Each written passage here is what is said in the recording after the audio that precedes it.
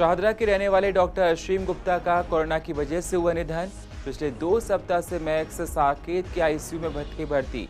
LNJP hospital में कोविड-19 के front line health care worker के रूप में कर रहे थे काम। लक्ष्मीनगर में चाइनीज सामान को लेकर लोगों ने किया प्रोटेस्ट। चाइनीज सामान जलाकर जताई नाराजगी। चाइनीज सामान कम खरीदने की दी हिदायत। लगातार पेट्रोल डीजल के रेट बढ़ने से जनता परेशान। डीजल महंगा होने से पड़ेगा व्यापार पर फर्क। डीजल महंगा होने से घर के राशन पर भी पड़ रहा है असर। कल्याणपुरी में महिलाओं को पर्सनल हाइजीन को लेकर किया गया जागरूक। महिलाओं को बांटे गए सैनिटरी पैड। कोरोना जैसी बीमारी से में रखें अपना ध्यान। और यमुना खादर में गरीब बच्चों को बांटी गई कॉपी किताबें। झुग्गियों से पड़ी हुई बच्ची ने की अनोखी पहल। झुग्गियों के लगभग 70 बच्चों को फ्री में दे रही हैं टीचिंग। नमस्कार, स्वागत है आप सभी का सीसीएन में। मैं हूं आपके साथ सुनील चौहान। अब होते हैं रूबरू पूर्व दिल्ली की अहम खबरों के साथ। अगर सोचो, जिस डॉक्टर ने काफी लोगों को कोरोना के काल से बाहर निकाला हो और उसी डॉक्टर की जान कोरोना की वजह से चली जाए तो कितनी हैरानी की बात है और दिल को कितना धक्का लगता है। ऐसा ही घटित हुआ एलएनजेपी के डॉक्टर अशीम गुप्ता के साथ। वो पिछले कई दिनों से कोरोना से लड़ाई मैक्स अस्पताल में साकेत में लड़ रहे थे, लेकिन अंत में उनका निधन हो गया। उन्होंने इस जिंदगी को अलविदा कह दिया और इस संसार से रुखसत हो गए। इस कोरोना महामारी के प्रकोप में उन्होंने सेवा की, बहुत से लोगों की जान बचाई। इंडियन मेडिकल एसोसिएशन के पूर्व सेक्रेटरी के रूप में वो काम भी कर चुके थे। कोविड-19 के फ्रंटलाइन हेल्थ केयर वर्कर के रूप में वो एलएनजेपी हॉस्पिटल में कार्यरत थे।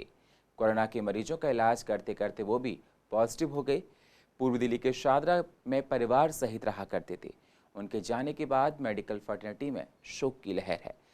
सीसीएन भी उनको श्रद्धा सुमन अर्पित करता है और उनके निधन पर दुख जाहिर करता है। दिल्ली में लगातार 22 दिन से पेट्रोल और डीजल के दाम आसमान छूते जा रहे हैं। डीजल के दाम तो पेट्रोल से ज़्यादा हो गए हैं, जिससे लोगों को तमाम तरह की परेशानियों का रोज़ सामना करना पड़ता है। एक तो वैसे भी दिल्ली में कोरोना को लेकर लॉकडाउन के दौरान से काम धंधे बंद पड़े हैं। लगातार बढ़ रहे रेट को लेकर जनता का कहना है कि पैसे की कमी वैसे भी हमारे साथ है और ऐसे में पेट्रोल और डीजल का बढ़ना हम लोगों के लिए जीवन में और परेशानियां लेकर आता है। ठीक है, पेट्रोल महंगा था, बट डीजल महंगा होने से ये हो गया कि हमारी सबकी, जैसे हम काम करते हैं, हमारी कॉस्ट वगैरह बढ़ गई। अब हमारा माल जैसे आउट ऑफ दिल्ली से आता था, अब उसकी कॉस्ट बढ़ गई क्योंकि वो भी डीजल से सारे होते थे, सो ट्रक्स वगैरह से। इसलिए हाँ, it's kind of difficult for us, but हाँ, मैनेज करना पड़ेगा। रह रहे हैं तो यहाँ पे सर, अब ये तो उनके ऊपर है क्यों बढ़ा रही है। अब अंदर की बातें कुछ कह भी नहीं सकते कि क्यों बढ़ा रहे हैं। हो सकता है यहाँ पे जीएसटी प्रॉब्लम हो या आगे से महंगा आ रहा हो, बट कॉम्प्रोमाइज़ करना पड़ेगा, एडजस्ट करना पड़ेगा उनके साथ। मार्केट है वैसे डाउन जा रही है सारी जगह से, ये इस वजह से थोड़ा सा और बुरा हाल होगा। सर महंगाई तो बढ़ती जा रही है, कोई कंट्रोल ही नहीं है। सर दोनों सेम कांस्टेंट हो गया, लगता है तो पेट्रोल ज़्यादा बढ़ जाएगा। इस हिसाब से तो बिल्कुल सेम जो है दायरे के अंदर आ गए दोनों के दोनों। पेट्रोल डीजल से महंगा होता जा रहा है सर, ये पार कर जाएगा मुझे लगता है। जो है पेट्रोल डीजल के बढ़ रहे दाम का असर और भी चीज़ों पर पड़ रहा है। उन चीज़ों पर ज़्यादा असर पड़ रहा है जो रोज़मर्रा की हैं। सब्जियों के दामों पर पेट्रोल के बढ़ते दामों का असर दिख रहा है, जिसकी वजह से घर की रसोई का खर्च बढ़ गया है। सब्जियां महंगी हो गई हैं। महिलाओं का कहना है कि बाजारों में सब्जियों के रेट आसमान छू रहे हैं, जिससे घर का बजट बिगड़ रहा है। सरकार ने 5 रुपये इसका डीजल का रेट इसलिए बढ़ाया ताकि हमारी इकोनॉमी बढ़ सके, क्योंकि जैसे हम लोग अपने घर चलाने के लिए पैसा चाहिए तो वैसे हमें देश चलाने के लिए भी पैसा चाहिए। तो इसलिए हमें इसके 5 रुपये रेट बढ़ा है। तो इससे कोई शोर शराबा करने की ज़रूरत नहीं है, हम सब भर सकते हैं। अगर 3 महीने से हम अपने घर में हैं तो फिर भी हम लोग अपना खा पी रहे हैं, बट अब इसके दाम बढ़े हैं तो इससे भी हम लोग कोई फ़र्क नहीं पड़ना चाहिए ज़्यादा। लोग काफ़ी परेशान हैं, गृहिणियाँ बहुत परेशान हैं। अब महिलाएँ बात कर रही थी वैसे कि ये दाम जो बढ़ गए हैं उससे हमारी सारा घर की स्थिति खराब हो चुकी है, क्योंकि लॉकडाउन की वजह से वैसे ही पैसे की समस्या थी और अब इसकी वजह से समस्या और अधिक बढ़ गई है, क्योंकि जैसे ही पेट्रोल डीजल के दाम बढ़ते हैं उसका इफेक्ट ट्रांसपोर्टेशन के साथ साथ हर चीज़ के ऊपर पड़ जाता है। पेट्रोल और डीजल के दाम बढ़ने से लोगों का अनेक तरह की प्रॉब्लम आ गई है, जैसे कि हम लोगों के घर में खाने तक की प्रॉब्लम होती है। तो ऐसे में पेट्रोल डीजल के दाम तो बढ़ने नहीं चाहिए, क्योंकि अगर पेट्रोल डीजल के दाम बढ़ जाएंगे तो लोग घर में क्या कमाएंगे तो क्या खाएंगे। फिर बच्चों की पढ़ाई है, वैसे है ऑनलाइन आजकल पढ़ाई शुरू कर दी है, जिस हिसाब से वो सारे बच्चों के खर्चे भी बढ़ रहे हैं। पेट्रोल डीजल के भाव बढ़ा रही है तो थोड़ा सा उनको भी सबको कॉपरेट करने की ज़रूरत पड़ती है। वैसे अभी शराब के भाव बढ़ गए तब तो लोगों ने कुछ नहीं बोला, अभी जब पेट्रोल के भाव बढ़ रहे हैं तो हाल फिलहाल थोड़ा तो सपोर्ट करने, जैसे बूंद बूंद से घड़ा बढ़ता है तो थोड़ा सा ऐसे टाइम पे सपोर्ट करने की रिक्वायरमेंट है। कोरोना महामारी को देखते हुए सीबीएसई बोर्ड की परीक्षाओं को रद्द कर दिया गया है, जिसे देखते हुए बच्चों ने सरकार के फैसले का स्वागत किया। बच्चों ने कहा कि अगर हम लोग सेंटर पर एग्जाम को देने जाते तो कोरोना संक्रमण फैलने का खतरा बहुत ज़्यादा था। दिल्ली में कोरोना को देखते हुए हालात दिनों दिन खराब होते जा रहे हैं। बच्चे भी सुप्रीम कोर्ट के फैसले से खुश दिखाई दिए हैं। ये जो सरकार ने कोरोना वायरस वैश्विक महामारी को देखते हुए राज्य एवं केंद्र सरकार ने मिलकर के फैसला लिया है कि 12th क्लास के बच्चों का पेपर रद्द कराया जाए या उनकी परीक्षाएं ना लेकर उन्हें पास किया जाए, तो एक महत्वपूर्ण और अहम कदम है और हम इसका सहयोग करते हैं। और मैं खुद एक 12वीं की छात्रा हूँ, मैंने अपने एग्ज़ाम की तैयारी कर रखी थी, पर ये देख करके महामारी को इन्होंने बहुत अहम फैसला लिया है और हम इसके हित में हैं। लेकिन अगर कोई बच्चा अपने रिजल्ट से सेटिस्फाई, अपने अंकों को देखकर थोड़ा निराश होगा तो वो अपना पेपर दोबारा दे सकता है। I would like to thank CBSE for taking this decision to cancelling the rest of the exam, क्योंकि अगर इस कंडीशन में हमारे या किसी और के भी पेरेंट्स अलाउ नहीं करते अपने बच्चे को बाहर जाकर एग्ज़ाम देने को, और उन्होंने जो ऑल्टरनेटिव दिया है ये भी बहुत अच्छा है, ये भी बहुत सराहनीय है उनका। हम CBSE के डिसीजन से बहुत खुश हैं, सेटिस्फाइड हैं, क्योंकि ये जो इन्होंने डिसीजन लिया है बच्चों को बिना एग्ज़ाम दिए पास आउट करने का, जो भी इनके पेपर्स रह गए हैं, तो ये अपने आप में बहुत सराहनीय है। क्योंकि ये जो पैंडेमिक सिचुएशन है इसमें हम आज घर में सेफ़ नहीं है। इस सिचुएशन में बाहर जाके बच्चों को दूसरे सेंटर्स पे भेजना, स्कूल्स में भेजना और पेपर अटैम्प्ट करना, वो बहुत अपने आप में रिस्की होता है। इसमें बच्चे तो डर में रहते, पेरेंट्स भी डर में रहते। हो सकता है ऐसे में बच्चों के एग्ज़ाम्स के ऊपर भी इफ़ेक्ट आता, उनके रिजल्ट्स पे इफेक्ट आता, और ये जो CBSE ने एक ऑप्शन दिया है वो अपने आप में काबिल तारीफ़ है। पूर्वी दिल्ली के गाजीपुर लैंडफिल साइट का निगम के अधिकारियों ने दौरा किया। कूड़े को निस्तारण को लेकर और NGT की मदद से एक प्लांट लगाया गया था, जिससे कूड़े के ढेर को कम किया जा सके और कूड़े के छोटे छोटे पार्टिकल करके उनको उपयोग में लाने को लेकर कोशिश की जा रही है। संदीप कपूर का कहना है कि हम इस तरह काम कर रहे हैं जिससे दिल्ली को और साफ और स्वच्छ बनाएंगे। गाजीपुर के ऊपर जो कूड़े का ढेर लगा हुआ है उसके ऊपर समय समय पर अपने विचार भी व्यक्त करते रहे और उस पर प्रयास भी करते रहे। लेकिन पूर्वी दिल्ली नगर निगम ने इस साल जो है इनिशिएटिव लेकर NGT के ऑर्डर पे और अपने साथियों के कंसल्टेशन से एक प्लांट लगाया था, जिसे लगे हुए 8-9 महीने हो गए हैं। और उस प्लांट में हम 2 स्टेज के अंदर जो कूड़ा पड़ा था उसे हम साफ कर रहे थे, जिसमें 30 mm मोटा जो है वो कंकड़ निकल रहे थे। लेकिन पूर्वी दिल्ली नगर निगम ने अपना ही एक मॉडल डेवलप किया और उसके आगे 2 स्टेज का और प्लांट लगाया। तो आज -6 mm की बारीक मिट्टी उस प्लांट से निकल रही है। उसके अलावा 15 से 20% उस प्लांट से जो है वो प्लास्टिक निकल रहा है। उसके अलावा रोड़ी पत्थर निकल रहे हैं और सिर्फ 10 या 15% ही ऐसा रेजिडुअल मटेरियल रहता है जो कि मलबे के रूप में है। बाकी 85% मटेरियल जो है वो पूरा यूज हो रहा है। तो ऐसे अभी 2 प्लांट हम लगा चुके हैं, जिसमें 600 मीट्रिक टन कूड़ा जो है वो प्रोसेस हम कर रहे हैं। लेकिन आने वाले समय में और भी प्लांट लगा रहे हैं, तो इसकी कैपेसिटी हम पर डे 2400 मीट्रिक टन कर रहे हैं। और मुझे लगता है कि आने वाले समय में ये जो कूड़े का इतना बड़ा पहाड़ गाजीपुर पे है, इसे हम धीरे धीरे खत्म कर देंगे और एक नई व्यवस्था, एक साफ सुथरी पूर्वी दिल्ली आप सबको देंगे। यमुना विहार फेज 1 स्थित यमुना खादर पर रहने वाले किसानों के बच्चों के लिए प्रीत विहार में एक संस्था ने किताब और कॉपियां दी। वहीं यमुना खादर में पढ़ने वाली एक लड़की बबीता, जिसने 4th क्लास से ही युग में बने झुग्गियों में ही पढ़ाई की, जिसने आज MA कर रही है और वो 50 से 70 बच्चों को भी फ्री में कोर्स पढ़ाती है।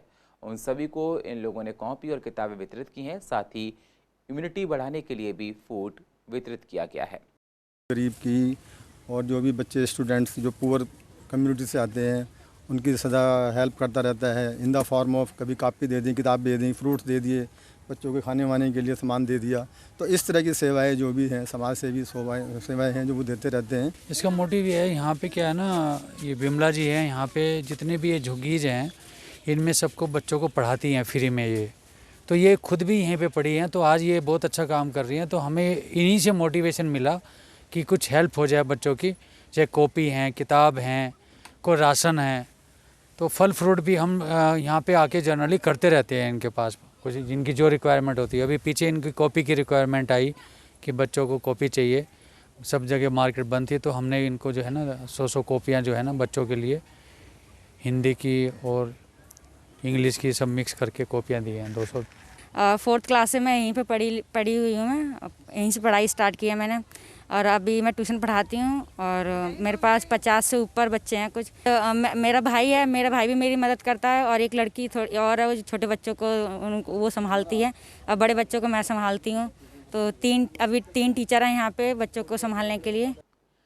कोरोना काल में साफ सफाई और मास्क लगाना हम सब के लिए बेहद ज़रूरी है, तभी हम लोग इस महामारी से बच सकते हैं।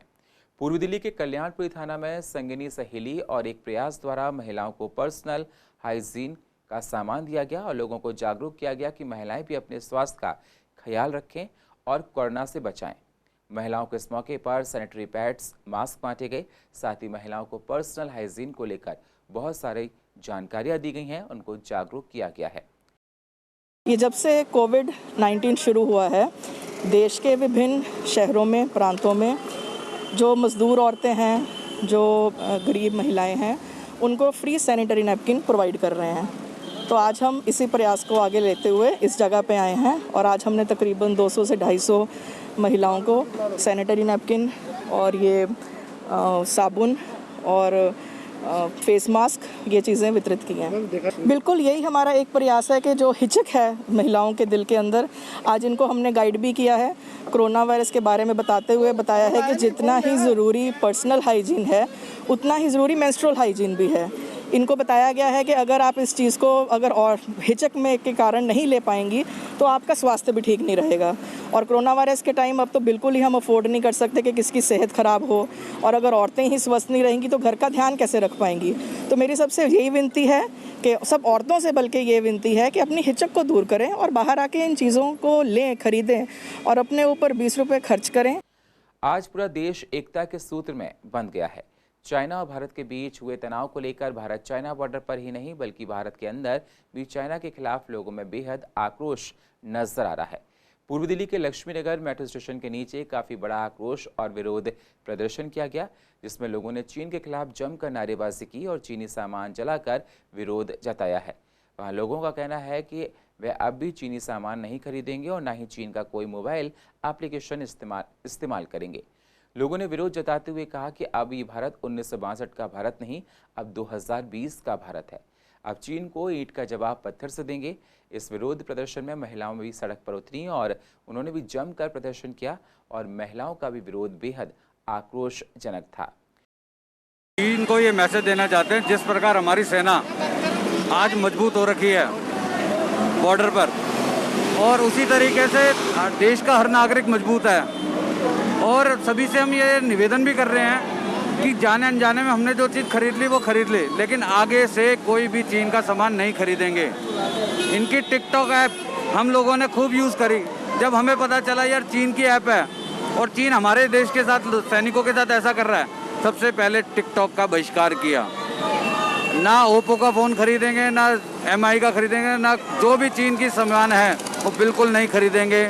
अपने बच्चों को भी कह दिया कोई भी सामान ऐसा ना मिलेगा आपको, ना ये खरीदने के लिए आप जिद करेंगे। चीन के लिए मेरा ये संदेश है कि वो हमारी खा के हमारे देश के जवानों पे गुर्राएगा और करेगा और हम कुछ नहीं करेंगे। ये 62 नहीं है जहाँ पर देश दान में दिया जाएगा। ये वो देश है कि तुम एक को मारोगे और हम 10 को मारने की ताकत रखते हैं। आज हम किसी पार्टी, किसी दल के नाते यहाँ नहीं इकट्ठे हुए, हम भारतवासियों के नाते इकट्ठे हुए हैं। चीन के लिए आपका क्या चीन को कहना चाहती हूँ कि हमारी तरफ आंख उठा के ना देखे, क्योंकि जितनी आंख तुम्हारे आंख बंद करके सोते हैं उतने हमारे यहाँ जवान खोल के सोते हैं। अगर हमारी तरफ आंख उठाने की भी कोशिश की तो आंखें निकाल ली जाएंगी। हम चीनी सामान का पूरी तरीके से बहिष्कार करते हैं। अपने जीवन में कभी भी हम चीनी सामान को नहीं आने देंगे। और पूर्व दिल्ली की अधिक जानकारी के लिए आप YouTube पर जाकर CCN को सब्सक्राइब करें और फ्रेश अपडेट लेते रहें। और फिलहाल पूर्व दिल्ली खास में इतना ही। बाकी खबरों के लिए आप बने रहिए CCN के साथ। तब तक के लिए नमस्कार।